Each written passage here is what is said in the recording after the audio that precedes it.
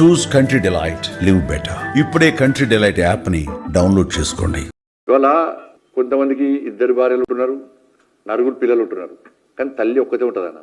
ఇన్ని సంవత్సరాలు పెంచి పోసేటువంటి తల్లికి ఇలా సొంత కొడుకును హాస్పిటల్లో చూసుకోలేని పరిస్థితి తీసుకొస్తే ఆ తల్లి ఎంత తల్లడిలాలే. నేను ఆమె చూస్తుంటే బాధ అనిపిస్తున్నది. ఇంకా తల్లికి చూపట్టకుంటే, భార్యకు చూపట్టకుంటే, కొడుకుకు చూపట్టకుంటే ఇంకెవరికి చూపెడతారు? దీని వెనుక జరిగిన తతంగం ఏంది? తల్లి డైరెక్ట్ కేసీఆర్ కొడుకు పేరు చెప్పింది. నా కొడుకు మరణము ఒక మిస్టరీ అన్నది. ఏంది అది? ఆ రోజే చనిపోయిందా, అంతకంటే ముందే చనిపోయిందా, కొంతమంది కోసము లేట్గా అనౌన్స్ చేసి డిక్లేర్ చేసిరా? దీని మీద విచారణ జరపాల్సిన అవసరం పక్కా ఉంది. హాస్పిటల్ డాక్టర్ల స్టేట్మెంట్ రికార్డ్ చేయాలి, హాస్పిటల్ యాజమాన్యం స్టేట్మెంట్ రికార్డ్ చేయాలి. మాగంటి గోపీనాథ్ గారి యొక్క తల్లి, వాళ్ళ భార్య, వాళ్ళ కొడుకు, వాళ్ళ స్టేట్మెంట్ రికార్డ్ చేయాలి. చూసండి, ఇవాళ నేను వీడియో చూసి వాళ్ళ కొడుకు, నేను అమెరికా నుంచి మా నాన్న అంత్యక్రియలో పాల్గొనడానికి వస్తే నన్ను బీఆర్ఎస్ పార్టీకి సంబంధించిన మాజీ మంత్రి ఫోన్ చేసి రావద్దని బెదిరించిండు. ఇది మామూలు స్టేట్మెంట్ కాదు. ఇది వాళ్ళ తల్లి క్లియర్ అయిపోయింది. నేను చూడడానికి పోతే ఐసీయూలో నా కొడుకుని చూడడానికి పోతే నన్ను చూపెట్టలేదు. కేసీఆర్ కొడుకొస్తేనే వేడుకున్నా, పట్టించుకోలేదు. ఆయన ఐసీయూలో పోయి చూసొచ్చిండు. ఏం జరిగిందో తెలియదు. నేను మళ్ళీ పోయి మొత్తుకున్నా, చూపెట్టే అవకాశం ఏంటని, చూపెట్టలేదు.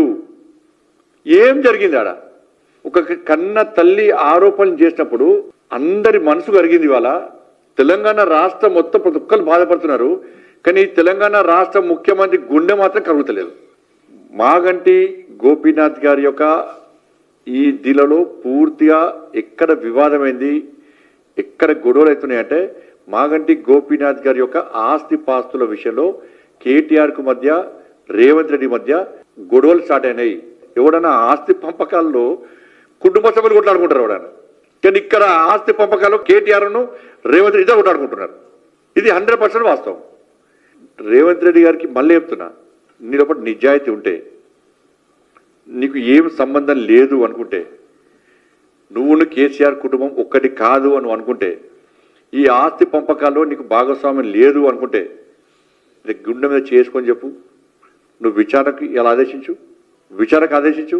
నీ పేరు మీద ఏం డాక్యుమెంట్స్ ఉన్నాయో చూపెట్టు. ఎవరి పేరు మీద చూపెట్టు. వాళ్ళ భార్య పేరు మీదకి అయినాయా, వాళ్ళ తల్లి పేరు మీదకి అయినాయా, లీగల్గా అయినాయా, ఇల్లీగల్గా అయినాయా, ఇంకెవరి పేరు మీద అయినాయా? ఏం జరిగింది? నువ్వు ఎందుకు స్పందిస్తలేవు?